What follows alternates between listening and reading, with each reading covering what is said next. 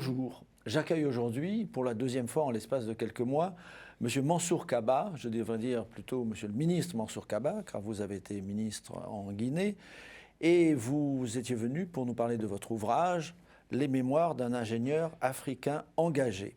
Alors, peut-être que certains de nos téléspectateurs n'avaient pas suivi cette émission, et les autres, il faut peut-être leur rafraîchir la mémoire. Dites-nous quand même quelques mots de ce livre très imposant, dont nous avions parlé la fois précédente, et ensuite nous allons venir à l'objet de votre visite aujourd'hui. Merci beaucoup, cher ami.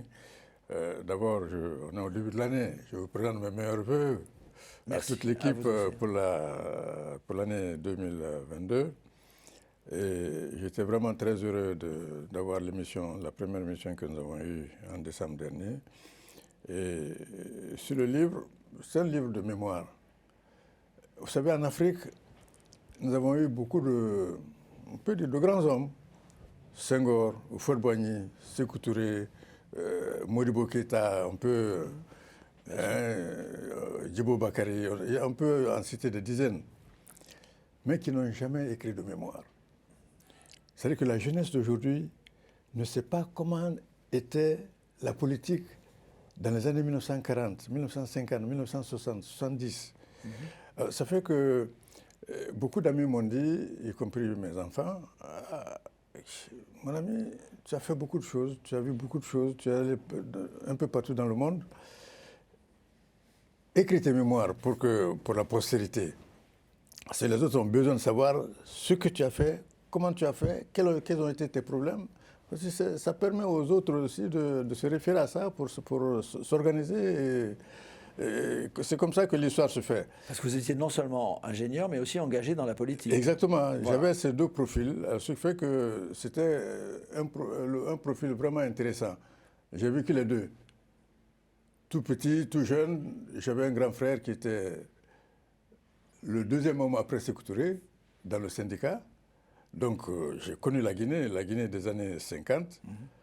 Et puis après, j'étais opposant à ce régime, y compris où mon frère était l'un des ténors, un des ministres de Sékou Touré. Et puis bon, j'ai fait mes études aussi, des études quand même qu'on peut dire assez brillantes parce que Vous êtes allé en Allemagne? Oui, j'ai fait le lycée, le collège technique de Conakry, ensuite l'école des travaux publics de Bamako. C'était la seule école qui formait les adjoints techniques des travaux publics, qui étaient les adjoints des ingénieurs français qui venaient travailler dans les 8 colonies de l'ex-AOF, plus le Togo. Ouais, donc, bon, après cela, maintenant, les plus brillants venaient en Europe pour faire des études supérieures. Ici, c'était l'école des travaux publics de Bamako, de Paris, l'ETP. Et puis, bon, moi, j'ai eu, comme la Guinée était indépendante à l'époque, la Guinée a eu des bourses dans toutes les directions du monde. En Union soviétique, aux États-Unis, en Allemagne de l'Est, en Allemagne de l'Ouest. Et moi, j'ai eu la chance d'avoir une bourse pour l'Allemagne de l'Ouest. Alors, quels ont été les moments les plus importants de votre carrière, à la fois d'ingénieur et d'homme politique? D'ingénieur, d'abord, ce sont les 6 années de 1973 à 1978 que j'ai passé à côté de M. Bédachi Bernard. Bédachi Bernard est l'un des premiers ingénieurs ivoiriens qui a été le premier à s'installer à son compte, qui a créé un cabinet qu'on appelle Intradep. Et grâce au fait qu'il avait été conseiller du ministre de la Construction, Thierry Lébé, et qu'après il s'est installé à son compte, nous avons eu à gérer pendant 6 ans tous les grands projets du président Houphouët-Boigny.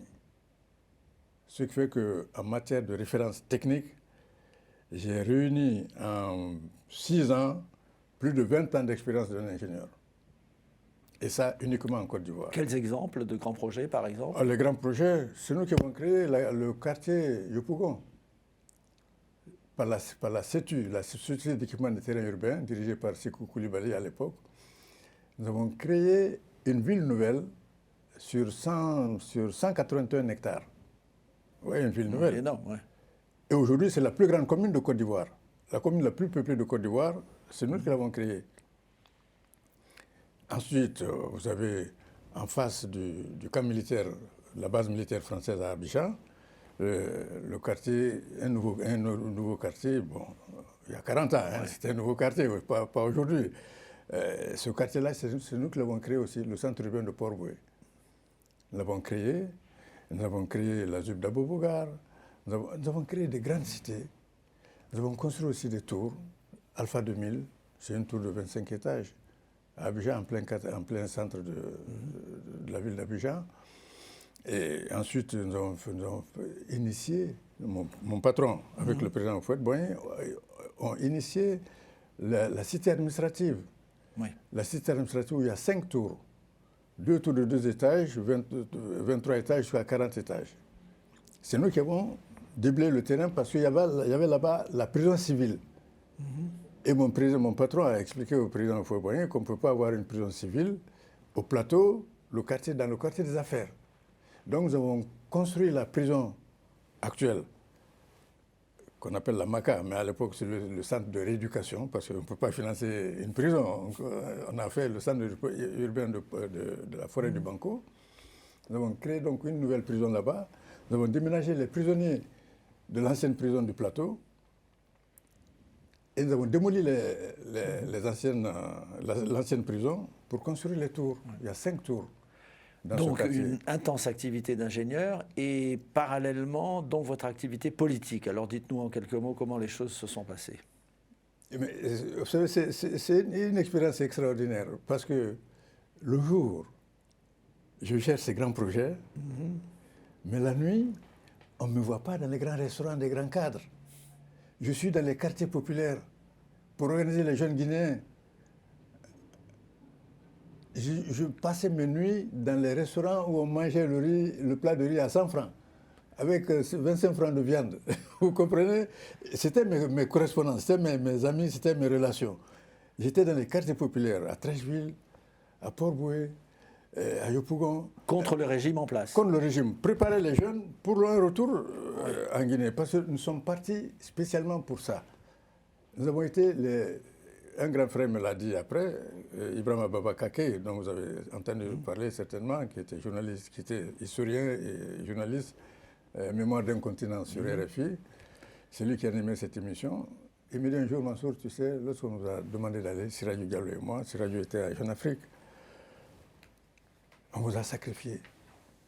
Parce que pour nous, au fait, vous pouvez vous livrer à Sékou Touré, personne n'aurait rien dit. Et nous étions des sacrifiés, mais nous sommes partis. Et il fallait couvrir mes activités politiques par les activités nocturnes, par les activités professionnelles. Ce qui fait que, un jour, lorsque les services de sécurité de la Côte d'Ivoire m'ont invité pour m'interroger, ils ne peuvent pas savoir si j'étais le monsieur qu'ils avaient convoqué. Parce qu'ils me voyaient à la télévision en train de présenter les projets à des ministres ivoiriens, mais la nuit, j'étais dans le maquis. Alors donc, cela a continué jusqu'à la mort de Sékou Touré. Et quel a été l'épilogue alors de votre travail politique? Non, l'épilogue, c'est que bon, dans le pays, on me connaît. Dans le pays, on me connaît. J'ai toujours résidé en Côte d'Ivoire. C'est la Côte d'Ivoire, même après la mort de Sékou Touré, je venais de temps en temps à Conakry. J'ai créé un parti comme les autres leaders de l'opposition à l'extérieur à l'époque. Mais mon centre d'activité, c'était le continent. Je travaillais en Angola, au Gabon, à Sao Tomé-Principe, au Tchad, en Mauritanie. C'est-à-dire j'avais tout le continent comme champ d'action. Et donc, je ne pouvais pas aller m'asseoir à Conakry pour me limiter à... Et puis surtout, en matière de développement, ce pays a été le plus pauvre d'Afrique. Ceux qui n'ont pas fait de grands projets, ceux qui l'ont suivi aussi n'en ont pas fait.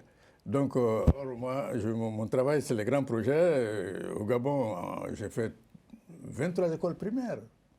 Vous ne vouliez pas, dans votre pays d'origine, embrasser uniquement la carrière politique? Non, en Guinée, j'ai fait quelques petits projets.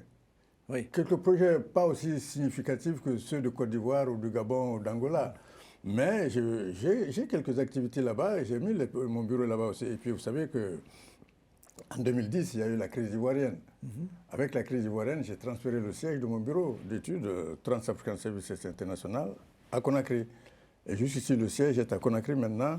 Et j'ai un fils, mon premier fils, qui a fait des études d'architecture avec double diplôme, français et allemand, alors qui gère le bureau maintenant.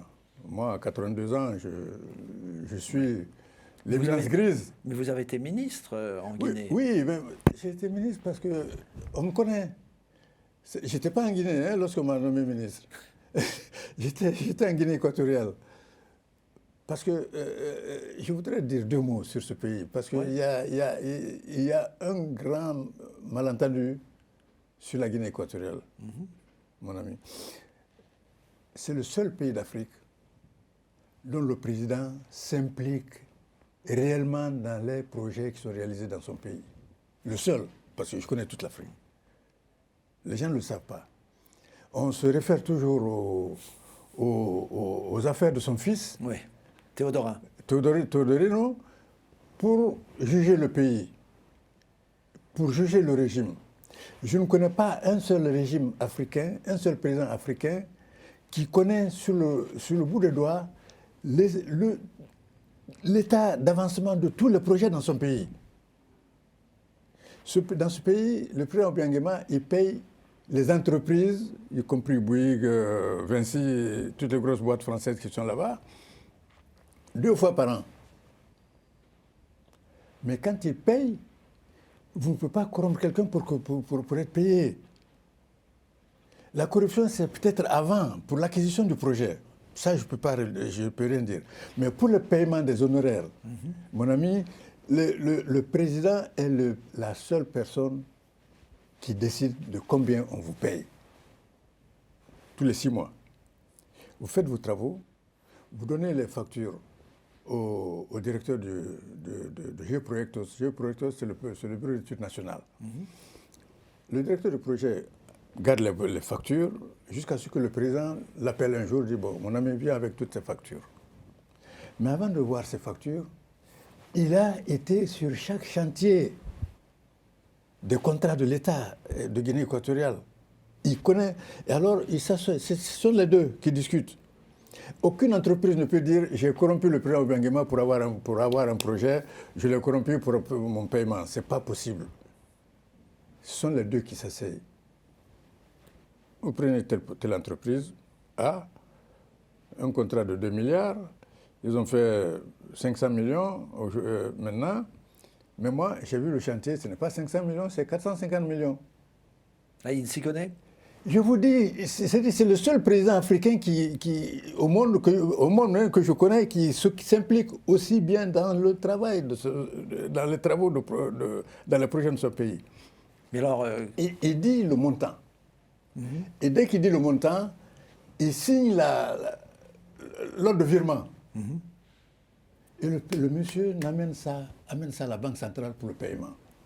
C'est-à-dire qu'à partir du moment où vous avez déposé votre facture, vous ne pouvez corrompre personne pour dire on va me payer la totalité ou les 50% ou les 60%. Ce n'est pas possible. oui, ce n'est pas la réputation qu'a ce pays. Et oui, justement, mais je voudrais corriger cette réputation parce qu'elle n'est pas bonne, elle est mauvaise. Et sa succession alors? Ah oui, sa succession, ça... Vous savez, dans certains pays, comme peut-être en Allemagne avant, c'est le premier fils qui hérite des biens du papa. Tous les autres. C'est pour ça qu'en Allemagne, dans certaines régions d'Allemagne, beaucoup d'enfants des autres enfants sont partis en Amérique pour faire fortune là-bas. Parce qu'en Allemagne, ils ne peuvent pas hériter des biens de leur père. C'est un peu comme ça chez les peuples bantous. C'est le premier fils qui hérite. Et bon, il est très probable que ce soit celui-là qui soit l'héritier, à moins que bon. Oui. Alors, vous êtes là aujourd'hui, non pas pour parler de ce livre dont vous avez déjà parlé, mais enfin, c'était très intéressant de revenir sur cette partie de votre carrière et de vos activités, parce que là, vous êtes maintenant titulaire d'un brevet d'invention pour le traitement sécurisé de plusieurs plantes africaines. Est-ce que vous nous expliquez qu'est-ce qui vous a décidé à vous lancer justement dans ce travail et d'obtenir ce brevet et quelle va être son utilité? Très rapidement, j'avais vu, comme je vis en Côte d'Ivoire, j'ai vu plusieurs fois au bord des autoroutes ou des routes, le cacao étendu à sécher faire sécher au soleil. Mais c'est un jeune collaborateur qui m'a dit un jour, grand frère, allons dans cette nouvelle région de l'Ouest qui est productrice maintenant du cacao. Alors dites un mot de la production du cacao en Côte d'Ivoire, de son importance. La Côte d'Ivoire, lorsque j'arrivais en Côte d'Ivoire en 72-73, la Côte d'Ivoire produisait autour de 300 000 tonnes de cacao par an. Et aujourd'hui, elle produit 2 400 000 tonnes par an. Et cela vient du fait que... Le plus gros producteur mondial? 41% de la production mondiale, 41%. de la production mondiale est de la Côte d'Ivoire. Un seul pays. Plus le Ghana qui est pays voisin, ils ont 70%. Ah oui. C'est une position de monopole. Absolument. Si ces pays avaient les moyens de... Et mon brevet va justement leur servir. Alors expliquez-nous ça. Alors, un jour, j'ai un de mes jeunes collaborateurs qui me dit « Ah, grand frère, tu sais, dans la nouvelle zone de production cacaoyère, les gens ont de l'argent, beaucoup d'argent. Et vous savez comment les planteurs gardent leur argent? Dans les plastiques sous terre. Ça ne va pas dans les banques. Les billets de banque? Les billets de banque en plastique sous terre. C'est des millions et des millions de francs CFA. Alors donc, tous les ans, ils ont la chose. Le cacao produit tous les ans. Donc tous les ans, ils ne dépensent pas l'argent. L'argent n'est pas dépensé. Alors ce jeune homme me dit, venez, allons dans cette région pour développer un programme d'habitat rural. L'habitat rural. Parce que l'habitat rural m'a intéressé, parce qu'en Guinée, lorsque j'étais ministre, j'ai été le seul à créer une direction nationale de l'habitat rural. Parce qu'en Afrique, qu'est-ce qu'il y a? On dit, nous avons 80% de la population paysanne. Mais tous les projets que les gouvernements font, c'est pour les citadins. Les 20% qui restent, les maisons, les projets d'habitat, l'adduction d'eau, l'électrification, c'est uniquement pour les citadins. Alors donc, en Guinée, lorsque j'étais ministre, j'ai créé une direction de l'habitat rural. Alors donc, ce monsieur, sachant cela, il m'a dit, allons dans cette zone de production cacaoyère pour créer de l'habitat rural. Et les gens ont de l'argent, ils vont acheter les logements qu'on va faire, les logements modernes, sérieux et tout. On y va. En cours de route, j'ai constaté que dans chaque village, le cacao était séché, soit sur les bâches par terre, ou sur des claies à mi-hauteur, ou tout au long de la route, bitumé. Le trottoir de la route bitumée est occupé par le cacao. Alors, j'étais tellement choqué par ce que j'ai vu qu'arrivé à destination, j'ai dit à mon ami, je dis, écoute, tu sais, moi, je suis venu pour faire de l'habitat rural, mais en cours de route, j'ai constaté des choses qui me choquent. Et arrivé à Abidjan, je vais te dire ce que je... Alors, c'est là où j'ai conçu un système de séchage sécurisé, hygiénique et écologique en local fermé. J'ai 2 magasins. Le premier magasin, c'est-à-dire qu'il faut vous expliquer d'abord comment la production se fait à l'heure actuelle. À l'heure actuelle, la cabosse est cueillie, coupée par les paysans, les travailleurs agricoles. La noix, les graines qui sont dedans, sont mises dans un panier recouvert et on met ça à fermenter sur le champ. Mais quand vous laissez le cacao fermenter sur le champ, il paraît qu'il y a la vipère qui aime le cacao, les graines là. Alors donc, les fèves, et il y a des morts dans l'année qu'on ne compte pas. Il n'y a pas de statistique là-dessus. En second lieu, il y a le vol. Parce que les travailleurs qui déposent le cacao comme ça, la nuit, ils viennent pour se servir. Ce qui fait que le planteur, le propriétaire de la plantation est obligé pendant ces ces jours-là, d'aller habiter dans la plantation. Ils ne dorment pas. Alors donc, et puis après, il faut maintenant faire sécher. Et vous savez, les noix de cacao sont recouvertes d'une chair blanche. Avec la fermentation, cette chair devient de l'eau, du jus, un jus sucré, à point, qu'on ne récupère pas. Et que moi, je récupère dans votre brevet. Ah oui, que je récupère. Alors, il faut qu'on accélère parce que l'émission va bientôt se terminer. 3 jours après, ça devient de l'alcool qu'on vend aux pharmacies. Alors donc, j'ai développé un système à l'intérieur où j'ai l'ouverture des fèves, plus la fermentation dans un magasin, donc sécurisé. Là, dans le deuxième magasin, j'ai un plateau où je fais sécher le cacao. Mais 72 mètres carrés, hein, ce n'est pas une petite table, c'est 72 mètres carrés de plateau, où le chauffage vient du gaz de ville. Le gaz de ville, dans un premier temps, est commandé à Abidjan, parce que ça existe dans les cuisines partout. Mais moi, les cabosses de cacao, je les laisse fermenter. Et vous avez dans une cuve à fermentation qui produit le gaz qui va chauffer le plateau. Ce qui fait qu'en circuit fermé, je n'ai pas besoin d'importer 1 gramme de quoi que ce soit. Donc c'est un procédé en quelque sorte révolutionnaire. Absolument. Pour sécher et qui présente de très nombreux avantages. Exactement. Pas uniquement pour les vipères, oui. mais pour la propreté pour aussi. La population. L'hygiène. La qualité, parce qu'actuellement la production ivoirienne, bien qu'elle soit la plus grande, hein, 41% du monde, mais elle est classée 5e ou 6e. Tout simplement parce que lorsque vous exposez le cacao au soleil, la pluie, le vent, les saletés, les impuretés, les oiseaux, tout cela contribue à dégrader la qualité. C'est pour ça que maintenant, avec mon système, mon brevet, tous ces inconvénients disparaissent. Et quand est-ce que vous allez concrétiser Non, je suis en train de le concrétiser actuellement. J'ai déjà écrit à toutes les institutions internationales, la Banque mondiale, le PNUD, les Nations Unies, la FAO, l'UNICEF, pas l'UNICEF, la FAO, toutes les institutions internationales qui s'occupent de développement agricole sont informées. Et j'attends maintenant, moi j'ai lancé le filet, j'attends que ces institutions me reviennent pour voir comment on peut financer le premier magasin. J'ai déjà le terrain. Et le gouvernement ivoirien vous soutient dans cette démarche? Non, le gouvernement ivoirien, je l'ai contacté à tous les niveaux, président de la République, Premier ministre, ministre de l'Agriculture, le Conseil Café-Cacao. Donc, tout le monde est informé, mais pour le moment, je n'ai pas le feedback. Bon. Le feedback, je l'ai de la Banque africaine de développement, par exemple. J'ai écrit au président de la Banque africaine de développement qui m'a fait répondre par une direction en me disant « Ah, votre invention est très intéressante pour nous, mais nous n'avons pas de direction qui s'occupe des financements privés comme le vôtre.